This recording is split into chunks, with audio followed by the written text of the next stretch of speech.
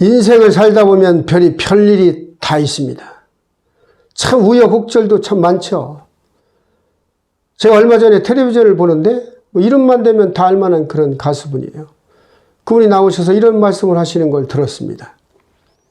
사기 사건에 휘말려서 수백억의 이분이 빚을 지고 이 빚을 갚느라 수십 년간 고생을 해서 우울증에 걸렸다는 그런 말씀을 하시는 걸 들었습니다.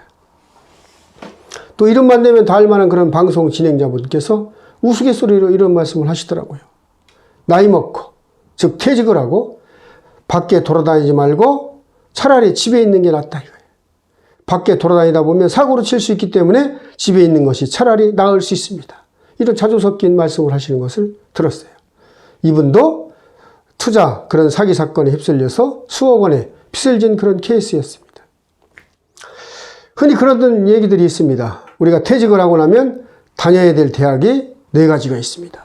첫 번째 대학이 하버드 대학입니다. 하루 종일 바쁘게 돌아다닌다는 거죠. 그 다음에 다니는 것이 바쁘게 돌아다니다 보고 나면 별로 이제 할 일이 없어요. 그 다음에 하와이 대학. 하루 종일 와이프 뒤를 졸졸졸 쫓아다닌다는 거죠. 그것도 이제 지겨우면 그 몇 년 지나고 나면 동경대학, 동네 경로당에 이제 간다는 거죠.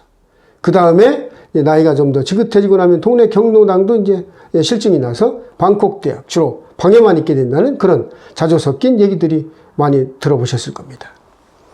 근데 문제는 어디에서 생겨요? 바로 이 하버드 대학에 다닐 때 생기는 겁니다. 퇴직하고 1년 하루 종일 바쁘게 돌아다니죠. 그동안 하고 싶었던 일들도 많았고 또 가고 싶었던 일도 많았고 가보고 해봐야 되잖아요. 그리고 뭐를 또 찾아야 돼요? 나중에 내가 해야 될 그런 일들을 찾아봐야 되기 때문에 퇴직 후 1년 동안은 무지무지 사람들이 바쁘다는 겁니다. 문제는 바로 이 시기에 일어나는 거죠. 무엇을 어떻게 미래를 설계할 것이냐 이런 고민을 하다 보면 주위에서 많은 유혹의 그런 그 손길들이 뻗치기 시작을 합니다. 그래서 퇴직한 그런 직업을 분류해서 어느 분들이 가장 많은 그런 사기 피해를 당했나 이렇게 조사해 본 그런 사례들이 있잖아요. 거기에 보면 그 제일 그 상위 랭킹한 직업들이 있습니다. 첫 번째가 군인, 또 교사, 경찰, 공무원 뭐 이런 분들이 제일 상위 랭킹을 차지하고 있어요. 가만히 들여다보면 이분들은 어떤 분들이었어요? 모범적이고 법을 지키고 어떤 규정과 이런 테두리 안에서 아주 성실하게 생활해 오신 그런 직장을 다니셨던 분들이었습니다. 어떻게 보면 세상 물정을 잘 모른다 이렇게 할 수 있겠죠. 그래서 가장 많은 분들이 접근을 해서 이분들한테 피해를 줬던 것 같습니다. 그러나 또 얘기를 들어보면 이분들은 어때요? 자기들이 많이 아는 것 같죠. 그러나 실상 사이는 또 현실과 다르다는 것을 나오면 느끼시게 될 겁니다. 저도 20대 후반에 이런 사기를 당한 적이 있죠. 이런 뭐 경제적인 큰 사기는 아니었지만 그래도 이건 또 하여튼 저를 속이려고 했던 사람한테 제가 속았던 적이 있습니다. 어떤 경우냐? 잠시 5년 전 얘기니까 이게 86년도, 7년도쯤이었죠. 그 당시에는 뭐 CD기 이런 것들이 거의 없었고 은행에 가야만 돈을 찾을 수 있었던 그런 시기였습니다. 얼마 안 되는 돈이었지만 은행에 가서 제가 돈을 찾아가지고 나와서 버스를 타려고 걸어가는데 웬 폰이 승용차 한 대가 차 옆에 계속 쫓아와요. 그 색깔도 지금 잃어버리지 않습니다. 약간 노란색 비슷한 그런 폰이 3개였어요. 윗사람이 뒷문에 창문을 열더니 옛날에는 창문도 자동 창문이 아니었기 때문에 손으로 이렇게 열고 저한테 얘기를 합니다.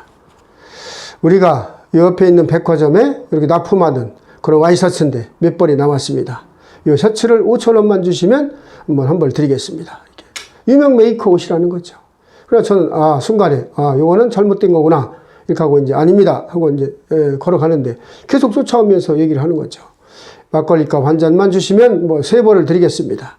당시 유명한 그 탤런트가 선전했던 그런 유명한 옷들이고 뭐 이래서 저도 마음이 좀 움직였죠. 그래서 10,000원을 주고 3벌을 샀습니다. 한 벌을 덤으로 얻어서 4벌을 받았죠. 사람들이 옷을 사면 어때요? 가장 먼저 뜯어보고 싶고 입어보고 싶은 게 그런 사람의 심리죠. 저도 이제 사무실에 와서 문을 잠그고 이 옷이 어떻게 생겼나 이제 뜯어보기 시작했습니다. 근데 옛날에 그 셔츠, 와이셔츠라는 그런 걸 각은 이게 종이로 된 그런 케이스 각에 안에 넣고 실핀으로 꽂고 또 그 다음에 비닐, 셀로판지로 덮고 각을 덮죠. 그래서 이제 그 네모 반듯하게 이렇게 입혀져 있는 그런 형태로 해서 옷을 팔았습니다. 그걸 듣고 실피를 뽑고 제가 이 와이셔츠를 들어보니까 이 등판이 없어요, 와이셔츠가. 와이셔츠, 등판 없는 와이셔츠를 보신 적이 있으신지 혹시? 아차, 속았구나. 네 벌이 다 그런 거예요.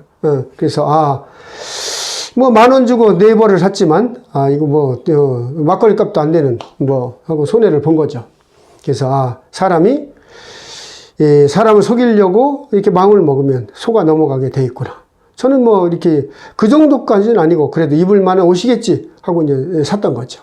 이렇듯이, 우리가 살다 보면, 나는 당하지 않겠지. 나는 똑똑하고 경험이 있고 뭐 이런 것들이 있으니까 이런 사기를 당하지 않겠지. 이렇게 자만하지 마시고 우리가 살아오다 보면 가장 좋은 일도 많이 하고 나한테 도움을 주는 것도 사람이지만 또 어때요?